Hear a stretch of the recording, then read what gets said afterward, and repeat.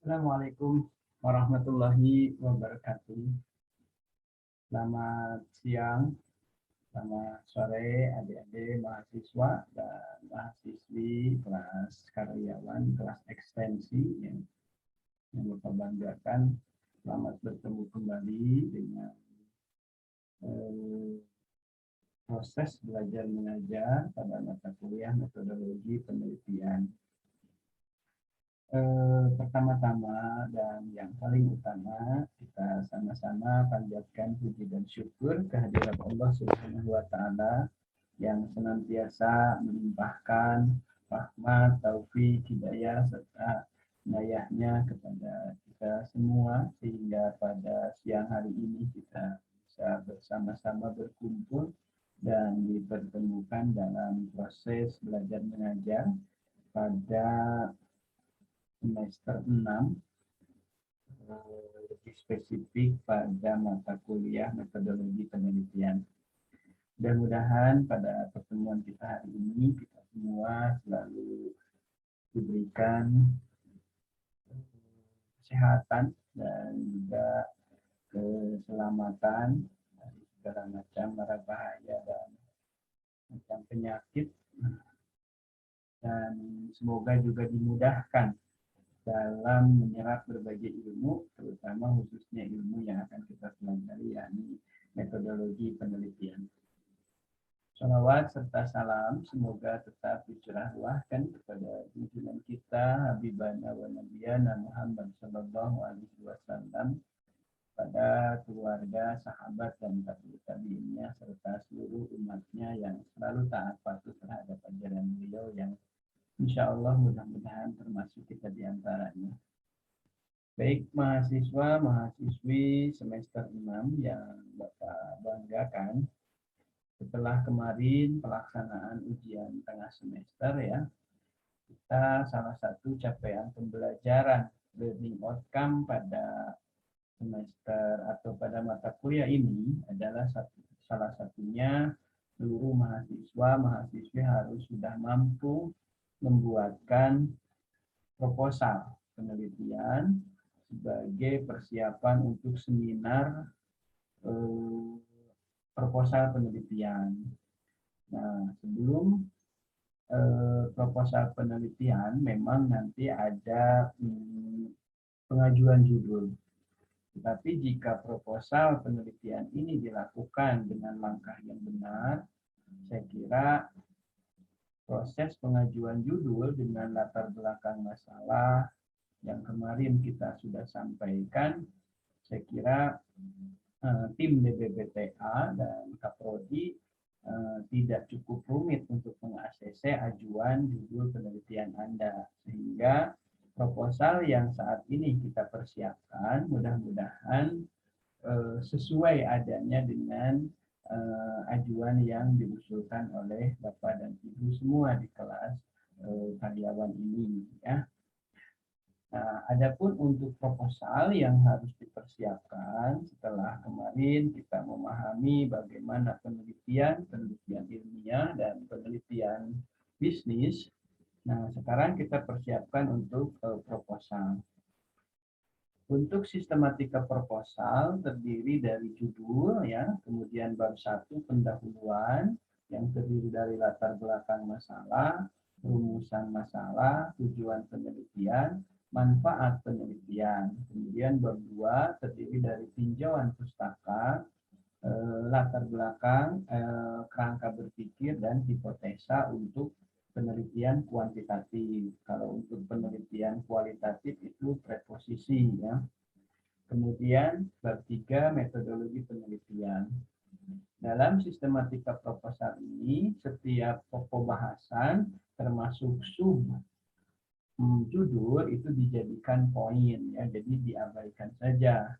Seperti judul itu sebetulnya tidak termasuk dalam poin, itu di cover ya. Tetapi maksud dalam poin di sini bukan untuk sistematika yang ada di proposal, tetapi yang harus dipersiapkan hari ini adalah judul tentang topik itu. Sistematikanya sendiri judul itu tidak termasuk dalam poin bab ya. Bab 1 itu justru pendahuluan. Nah, dalam pendahuluan bab 1 ada subjudul. Jadi 1.1 latar belakang masalah. Ya. Kemudian 1.2 ada rumusan masalah. Bahkan sebelum 1.2 rumusan masalah ada yang namanya identifikasi masalah dan batasan masalah. Ya. Batasan penelitian. Nah, kemudian jadi rumusan masalah itu menjadi 1.4 ya. Kemudian tujuan penelitian jadi 1.5 dan manfaat penelitian 1.6. 1 titik itu memaknai bab 1. 6 itu memaknai subjudul ke-6 di bab 1 gitu. Kemudian bab 2 tinjauan pustaka, kerangka berpikir dan hipotesis. Nah, jadi 21 itu tinjauan pustaka, bicara grand theory, middle theory, dan apply theory. Kemudian bicara kerangka berpikir dan hipotesis untuk penelitian yang kuantitatif ya. Jika penelitian Anda itu penelitian kuantitatif. Tapi jika penelitian Anda kualitatif, tadi seperti yang saya bilang, tidak ada hipotesis ya. Ya, nanti ada yang namanya preposisi atau pernyataan-pernyataan menjawab tujuan penelitian. Kalau di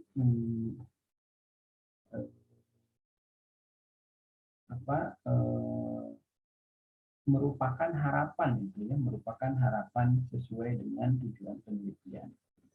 Kemudian daftar pustaka di sini tidak jadi poin ya, tetapi menjadi tersendiri saja seperti lampiran-lampiran begitu ya. Baik, untuk judul penelitian, nah ini harus jelas fokusnya ya. Nah, tadi ya fokusnya misalkan di bidang SDM atau bidang pemasaran ya. Bisa segmenting, targeting, positioning, bisa di marketing mix. Nampak variabel penelitiannya. Jangan misalkan pengaruh organisasi terhadap ketercapaian kinerja perusahaan. Itu ada sih, tetapi tidak jelas fokus ke MSDM atau kemananya. Gitu. Karena kalau fokusnya ke MSDM harus nampak variabel yang berhubungan dengan fungsi-fungsi MSDM. Sementara tadi pengaruh bisa organisasi itu masuk ke fokusnya perilaku organisasi. Jadi dalam hal ini sebetulnya perilaku organisasi itu menjadi grand theory ya bersama dengan manajemen gitu. Jadi kemudian ada dimensi ruang dan waktunya. Jadi ada dimensi dari tiap variabel, kemudian waktunya. Misalkan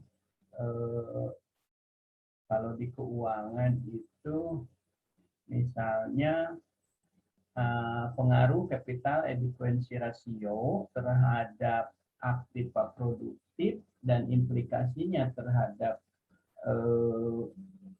profitabilitas pada perbankan yang terdapat di Bursa Efek Jakarta tahun 2016 sampai 2021. Nah, itu ada waktunya, kurun waktunya. Nah, contoh faktor-faktor yang mempengaruhi partisipasi kerja wanita di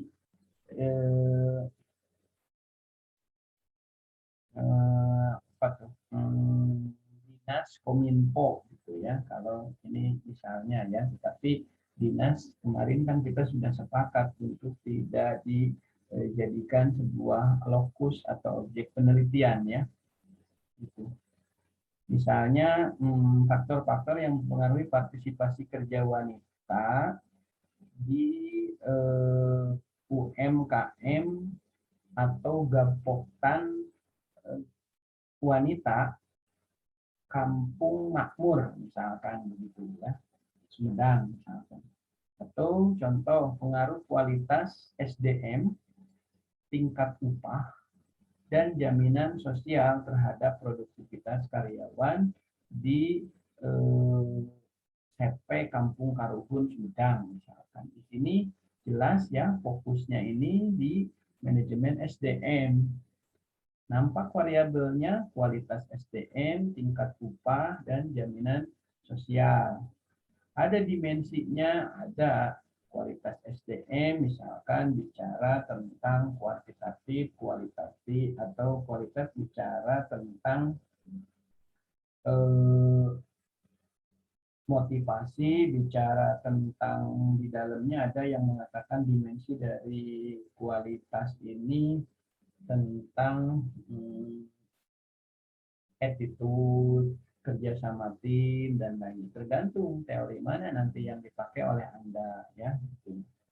Kalau memang ada yang tidak menggunakan dimensi dari teori, menggunakan Capman atau Perman, misalkan di beberapa lokus instansi objek itu ada yang menggunakan indikator kualitas SDM itu sesuai dengan Perman atau Capman di instansi tersebut.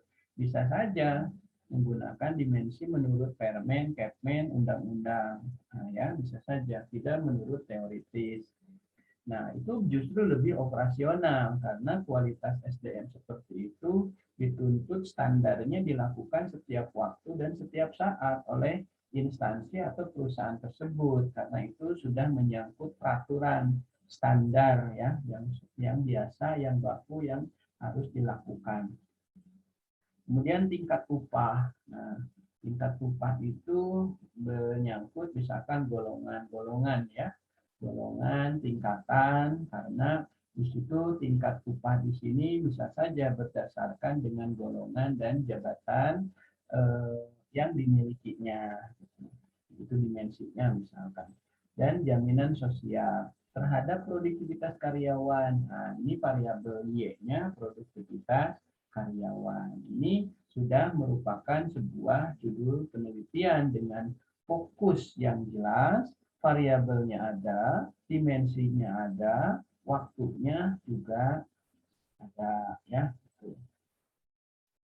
Karena bisa saja juga waktu itu tidak kalau di kita tidak selalu dimasukkan ke dalam sebuah judul. Biasanya kalau untuk akuntansi dan konsentrasi manajemen keuangan suka memasukkan langsung di judul. Tetapi untuk konsentrasi SDM kemudian pemasaran itu memasukkan waktunya itu di batasan ya, di batasan ada di fokus ada, tapi ada juga yang langsung memasukkan di judul. Jadi dia sudah fokus di judulnya, sudah fokus tahun sekian gitu ya. Atau juga judul penelitiannya tentang kemarin ya materi sistem balas jasa dan diklat, misalkan pengaruh kompensasi dan diklat terhadap kepuasan kerja karyawan misalnya ya. Jadi variabel independennya ada dua, sistem balas jasa atau kompensasi dan pendidikan dan pelatihan terhadap kepuasan kerja. Atau mau dijadikan satu variabel independen, satu variabel dependen. Misalnya pengaruh kompensasi terhadap kepuasan kerja, pengaruh diklat terhadap prestasi kerja. Kalau dua independen ini yang secara logika rasional itu memungkinkan pengaruh kompensasi dan diklat terhadap prestasi kerja karyawan. Dua-duanya baik diklat maupun kompensasi itu sangat rasional ya, walaupun tetap harus dicari landasan teoritisnya. Pernyataan-pernyataan dari para pakar yang menyatakan bahwa ada kaitannya, bahwa ada irisannya, ada hubungannya antara prestasi kerja karyawan yang sebagai variabel terikat atau dependent dengan variabel bebas independen, yakni kompensasi dan diklat. Karena logikanya orang di diklat mungkin prestasinya bisa meningkat ya, orang kompensasinya bagus, prestasinya juga bisa meningkat. Misalkan bisa seperti itu. Itu fokusnya jelas, manajemen SDM, variabelnya jelas, ada X1, X2, dan Y. Ada dua variabel independen, ada satu variabel dependen. Dua variabel independen itu kompensasi dan diklat, dan satu variabel dependen yaitu prestasi kerja karyawan. Misalkan di Hotel Amori atau di Hotel Asri Sumedang yang di Asia Plaza misalkan.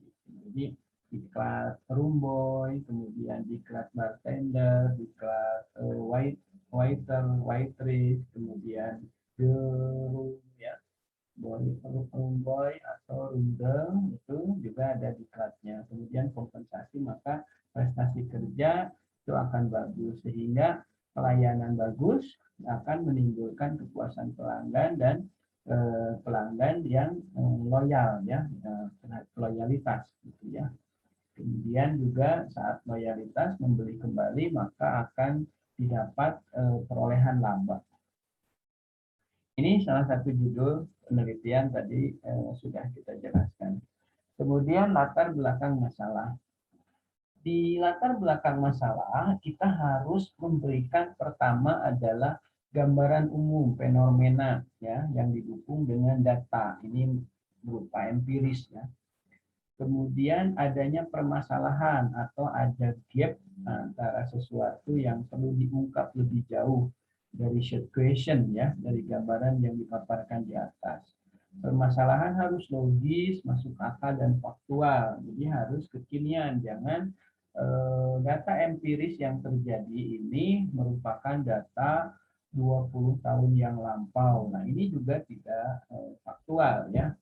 Dan kalaupun nanti diteliti itu akan tidak berarti apa-apa hasil penelitian kita. Cuma kita hanya belajar sebuah penelitian saja, sementara kemanfaatannya kurang dimanfaatkan karena didapat diperoleh dari data yang lampau, tidak faktual ya. Kemudian adanya jawaban atau informasi sementara sehubungan dengan nomor 2 di atas dari hasil penelitian pihak lain untuk topik yang sama atau dari buku teks yang menyoroti topik penelitian. Misalkan penelitian yang pernah dilakukan oleh saudara A yang meneliti tentang A, B, C ini dan hasilnya bla bla bla bla bla. Ini juga menjadi sebuah landasan ya, tapi sebenarnya bukan landasan teoritis ya, karena ini lebih kepada referensi atau kalau di bab itu lebih ke penelitian terdahulu, tapi di sini dijadikan dalam sebuah latar belakang masalah. Kemudian adanya kejelasan mengenai informasi apa yang akan diperoleh dari penelitian ini dan apa manfaat informasi. Nah, sebenarnya kalau menurut saya nomor 4 ini tidak mesti ada di latar belakang masalah ya. 1, 2, dan 3 saja. Bahkan yang pertama berupa gambaran umum bahwa misalkan prestasi kerja, kalau memang dependennya prestasi kerja merupakan hal yang paling utama dan perlu karena ini akan berindikasi kepada kinerja karyawan akan berindikasi kepada kinerja perusahaan serta penjualan dan dampak keuntungan bla bla bla. Nah, sementara prestasi kerja ini bla bla bla. Hal ini juga sesuai dengan pernyataan misalkan ini menjadi landasan teoritis dimasukkan pernyataan Anu dalam bukunya Anu yang menyatakan bahwa prestasi kerja ya, jadi pernyataannya yang berhubungan dengan penelitian kita. Kemudian dikuatkan juga dengan landasan normatif berupa undang-undang, bisa peraturan-peraturan, bisa peraturan menteri, keputusan menteri, dan sampai ke peraturan terbawah, misalkan Perbu ya atau lain sebagainya, yang menyatakan tentang pentingnya prestasi kerja ditunjang dari kompensasi dan diklat. Tergantung variabelnya apa. Intinya landasan normatif tadi harus sesuai dengan variabel yang sedang kita teliti. Jangan sampai kita mengangkat landasan normatif berupa permen, capmen, tetapi tidak berhubungan dengan variabel. Misalkan variabel yang kita teliti prestasi, tetapi permen tersebut memuat tentang kepuasan kerja. Itu sangat jauh juga ya. Intinya dalam isi latar belakang masalah ini harus memberi gambaran umum fenomena yang terjadi, kemudian dikuatkan dengan landasan normatif berupa undang-undang, peraturan-peraturan, dikuatkan juga nanti dengan landasan teoritis berupa pernyataan-pernyataan yang menghubungkan antara variabel dependen, variabel independen dengan variabel dependen, kemudian dikuatkan lagi dengan landasan empiris. Nah, batasan empiris berupa data-data yang fakta, dan fakta berupa permasalahan yang terjadi. Permasalahan yang terjadi adanya gap antara harapan, bisa harapan sesuai SOP, sesuai peraturan, perundang-undangan, dengan realisasinya. Dan yang disebut permasalahan itu adalah hal-hal yang bersifat negatif, ya, yang tidak sesuai antara harapan dengan realisasinya cenderung negatif atau berseberangan ke arah yang buruk, ya, itu permasalahan. Kemudian setelah itu kita rumusan masalah, ya, buatkan rumusan masalah. Namun di FEB ini sebelum membuatkan rumusan masalah itu ada 1-2-nya itu bukan rumusan masalah tapi identifikasi masalah. Jadi kembali mengulang dalam latar belakang yang sudah diurai itu diidentifikasi kembali masalah-masalah terutama yang berhubungan dengan masalah empiris, ya. Misalnya ada penurunan prestasi kerja dari tahun ke tahun, misalkan diangkat datanya ya latar belakang, kalau di identifikasi masalah nggak usah. Ada sampai 6 batasan identifikasi misalkan. Kemudian 1-3 juga belum menyebut kerumusan masalah, tapi ada setelah identifikasi masalah 1-2, 1-3 itu batasan masalah. Gitu. Biasanya batasan masalah itu karena di judul itu terlalu luas, terlalu umum, maka peneliti membatasi di batasan masalah itu. Bisa membatasi tentang lokus yang harusnya misalkan satu perusahaan itu semua divisi, tapi dia di situ membatasi hanya di departemen anu saja, misalkan. Bisa juga batasan masalah ini menyangkut tentang dimensi. Jadi saat di variabel di judul itu mungkin variabel itu terlalu luas, tapi dia membatasi kembali di kalimat itu di subjudul batasan itu punya potensi peluang untuk lebih spesifik, ya, membatasi lagi. Jadi batasannya itu bisa dari sisi lokusnya, bisa juga dari sisi tahunnya, bisa juga dari sisi ruangnya, bisa juga dari sisi dimensinya, gitu ya. Nah, baru kemudian setelah tadi identifikasi masalah, kemudian 1-3 batasan masalah, baru 1-4 rumusan masalah, ya. Nah, ini berupa pertanyaan-pertanyaan gitu ya. Nah, jika penelitian kuantitatif, ya, misalkan tadi pengaruh diklat terhadap prestasi kerja, independennya itu diklat, dependennya prestasi kerja. Nah, biasanya yang dibuat rumusan masalah tidak langsung seberapa besar pengaruh diklat terhadap prestasi kerja, tetapi biasanya dijadikan 1-2 yang sifatnya deskriptif analisis, ya, deskriptif analisis. Misalkan bagaimana pelaksanaan diklat pada, sebutin objeknya, misalkan pada Hotel Asri Sumedang. Yang kedua berhubungan dengan deskriptif analisis variabel Y-nya, bagaimana pelaksanaan prestasi kerja pada Hotel Asri Sumedang. Baru yang ketiga sifatnya hipotesis, hubungan kausal, ya, seberapa besar pengaruh diklat terhadap prestasi kerja karyawan pada CP Asri Sumedang. Jadi yang sifatnya hipotesis hanya satu, nomor 3 di rumusan masalah.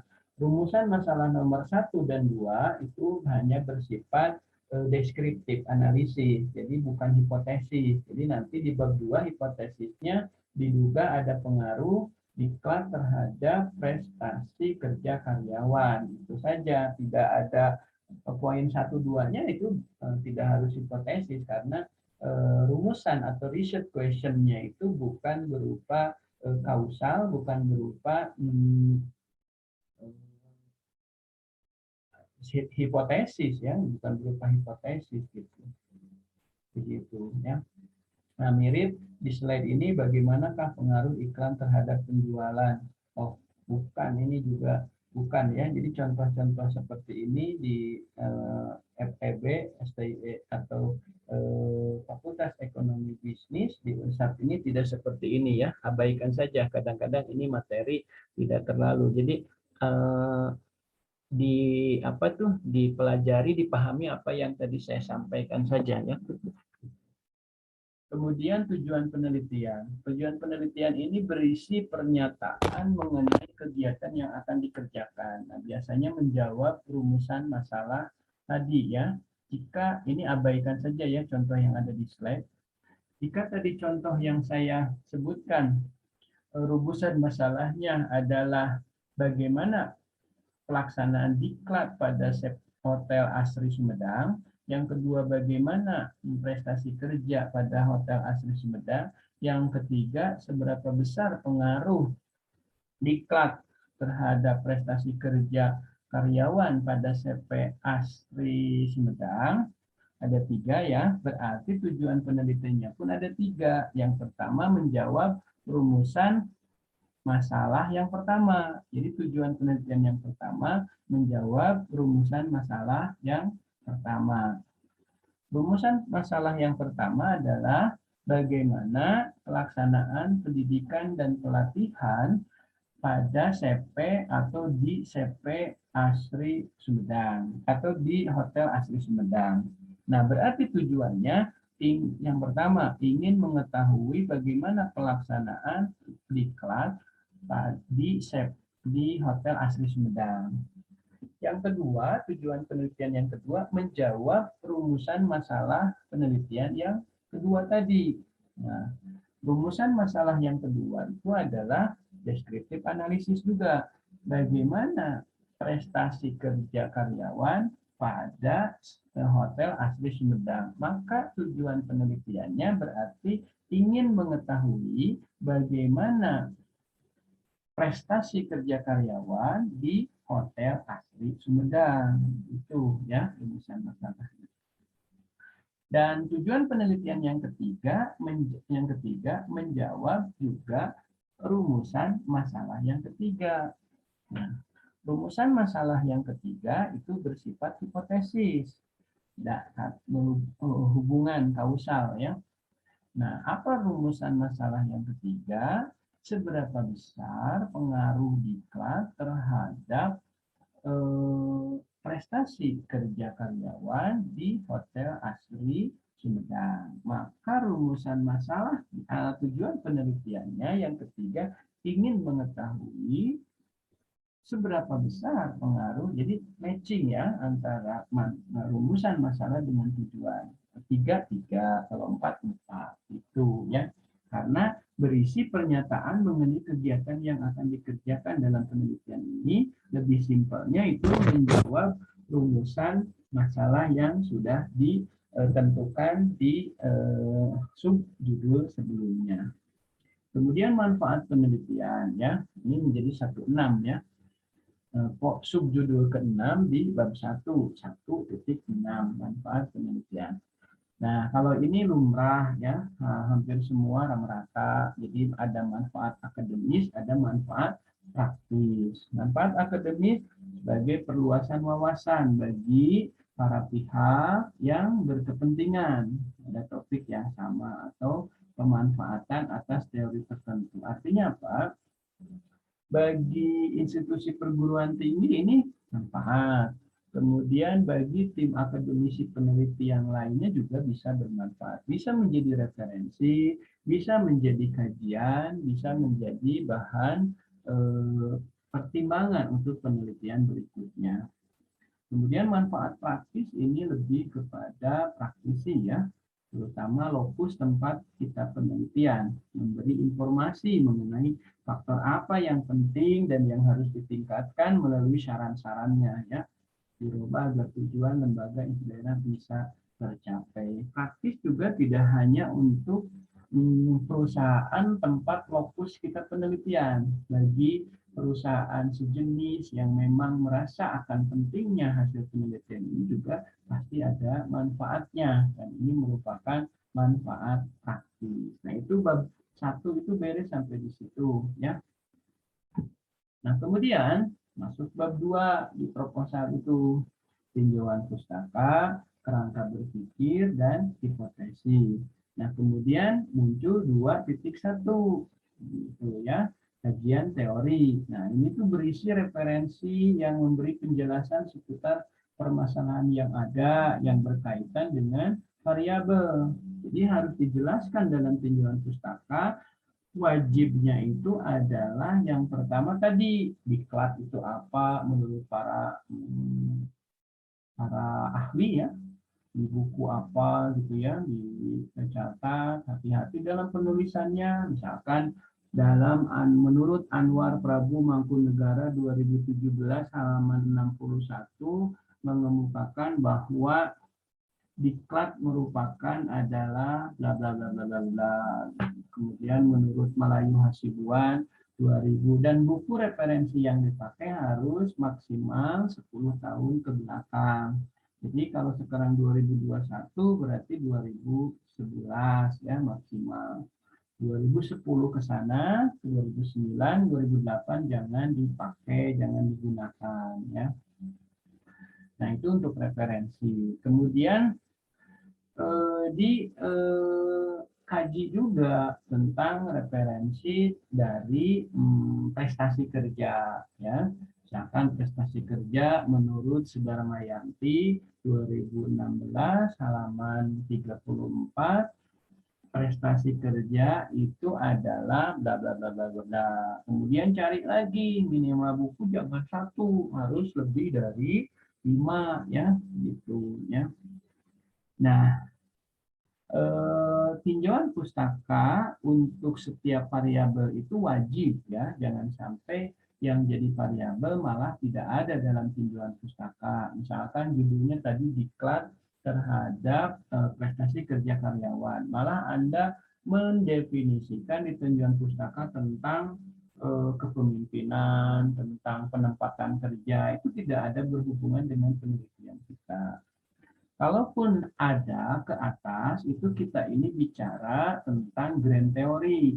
Nah, jadi sebelum bab 2 kita mendefinisikan dari berbagai para ahli tentang variabel yang ada dalam penelitian kita, tadi salah satu contohnya adalah diklat dan prestasi kerja, kita harus mengkaji pustaka tentang grand teorinya. Nah, grand teori kita ini, MSDM itu atasnya itu grand teorinya manajemen. Jadi Anda di atas harus memberikan referensi tentang manajemen. Misalkan menurut Griffin atau apa gitu ya, manajemen ini dalam buku 2016 halaman 172, misalkan manajemen adalah bla bla bla bla bla. Sama seperti halnya tadi mendefinisikan yang ada variabel. Nah, cuma yang ada variabel itu disebut dengan apply teori, yang tadi manajemen kita grand teori. Jadi sebelum mengkaji pustaka dari apply teori yang berhubungan dengan variabel penelitian kita, maka kita harus menjelaskan dari mulai cabang pohonnya gitu. Jadi sebelum ke cabang dan ranting kita harus menerangkan dulu pohonnya atau grand teorinya, yaitu ilmu manajemen, ya, manajemen. Kemudian setelah dari grand teori kita belum juga masuk ke apply teori yang namanya tadi di variabel, ya, tapi kita harus masuk dulu ke middle teori atau cabangnya apa, yaitu manajemen SDM gitu ya, karena variabel diklat dan variabel prestasi kerja itu fokusnya atau middle teorinya itu di manajemen SDM. Nah, di situ juga dibahas tentang referensi tujuan kajian pustaka tentang manajemen SDM. Misalkan menurut Melayu Hasibuan dalam bukunya 2016 halaman 252 menyatakan bahwa manajemen SDM adalah bla bla bla bla bla bla. Kemudian cari lagi yang lain. Setelah di bab 2 ini ada grand teorinya, memaparkan manajemen, ada middle teorinya, mengkaji pustaka MSDM itu apa. Kemudian setelah beres semua, baru kita ke middle teori menjelaskan kajian pustaka tentang variabel X dan variabel Y. Tadi diklat dan prestasi kerja gitu. Setelah beres semua puas dirasa penting, baru masuk ke sub kerangka berpikir ya, ke kerangka berpikir. Nah, kerangka berpikir itu atau alur berpikir itu merupakan alur secara teori sehingga munculnya sebuah kerangka bahwa dari iklan itu ada pengaruhnya kepada prestasi kerja. Munculkan beberapa kajian teori menurut siapa. Kemudian nanti memunculkan juga dimensinya, bahwa dimensi diklat itu terdiri dari apa saja. Dan teori siapa yang menyebut bahwa dari diklat ini dimensinya ini itu dicantumin ya, satu gambar, kemudian ada tanda panah ke variabel dependennya. Apa variabel dependennya? Tadi di ilustrasi kita adalah prestasi kerja karyawan. Dicantumin juga dalam prestasi kerja karyawan itu dimensi-dimensinya. Dan dimensi yang Anda sebut itu menurut teori siapa? Supaya nanti apa yang kita sebutkan adalah bisa dipertanggungjawabkan menurut para ahlinya. Begitu. Sehingga muncullah sebuah kerangka pemikiran yang tadi satu kotak variabel X berupa diklat dengan dimensi-dimensinya dan teorinya buku tahun berapa, halaman berapanya dicatat. Kemudian ada tanda panah ke kotak kedua variabel dependen, variabel terikat ya, yakni prestasi kerja karyawan dengan indikator dimensi-dimensinya. Dan catat itu teori siapa, dalam buku apa, halaman berapa. Itu kerangka berpikir. Kerangka berpikir itu muncul dibangun dari rangkaian kalimat atau deskripsi yang dibangun berupa deskripsi dan pada akhirnya muncul kerangka tadi. Itu di kerangka berpikir. Kemudian pokok bahasan subjudul di bab 2 terakhir adalah hipotesis setelah kerangka berpikir. Hipotesis ini merupakan jawaban sementara berupa dugaan. Dan hipotesis, walaupun tujuan penelitian dan rumusan masalah Anda 3, karena yang pertama dan kedua ini merupakan deskriptif analisis, bukan berupa hipotesis, maka hipotesisnya yang nomor 3 saja. Jadi diduga ada pengaruh antara diklat terhadap prestasi kerja karyawan di Hotel Asri Sumedang. Begitu. Beres tuh berdua, ya kan? Nah, gitu. Tinggal Anda implementasikan sekarang bab 1 dan bab 2-nya ya, itu. Maka dari itu, nanti minggu depan bab 3-nya. Anda diwajibkan untuk ada tugas nih ya. Oke, bentar ya. Saya buka dulu. Ini kita tadi lupa mengeluarkannya. Ini untuk observasi ke lapangan ya, mencari judul nanti yang akan diajukan dan langsung saja membuatkan bab 1, bab 2 yang barusan saya terangkan. Penelitian ya. Bentar. Nah, ini.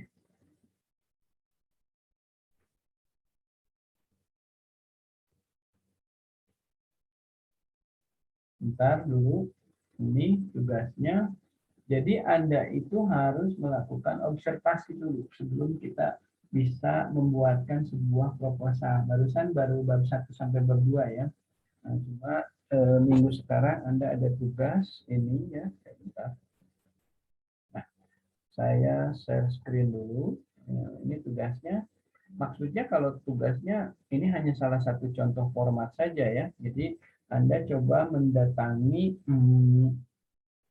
beberapa perusahaan untuk dijadikan tempat penelitian Anda nanti, kemudian Anda catat nanti permasalahan yang muncul, misalkan gaji yang telat dibayar, kepemimpinan yang seenaknya, atau mungkin juga penempatan kerja yang tidak sesuai keahliannya.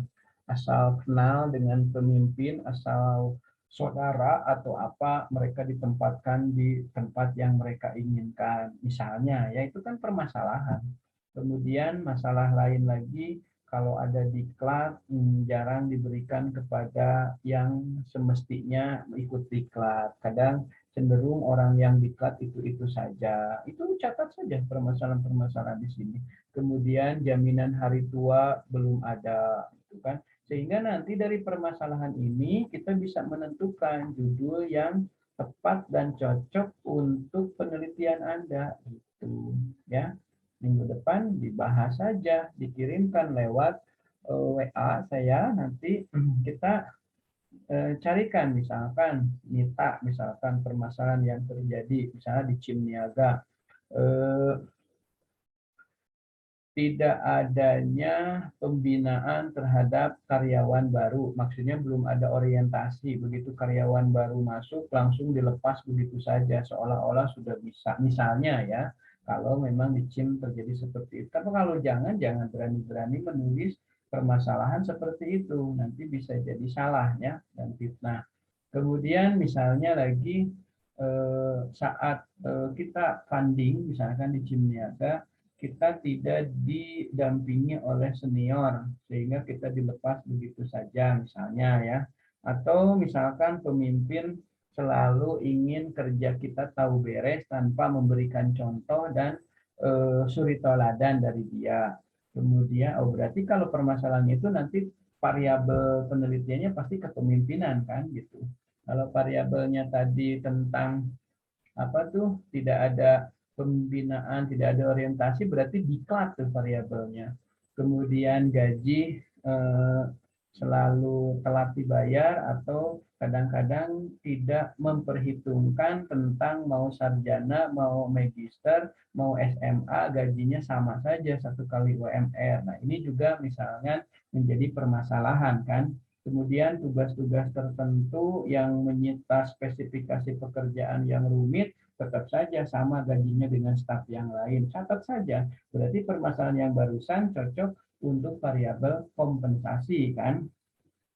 Kemudian tidak ada kalau kita punya permasalahan, baik itu berhubungan dengan pekerjaan maupun tidak ada tempat untuk bercerita dan berkeluh kesah kemana, curhat ke teman tidak menyelesaikan masalah juga. Nah, berarti itu variabel yang cocoknya adalah nanti konseling ya atau job komunikasi gitu.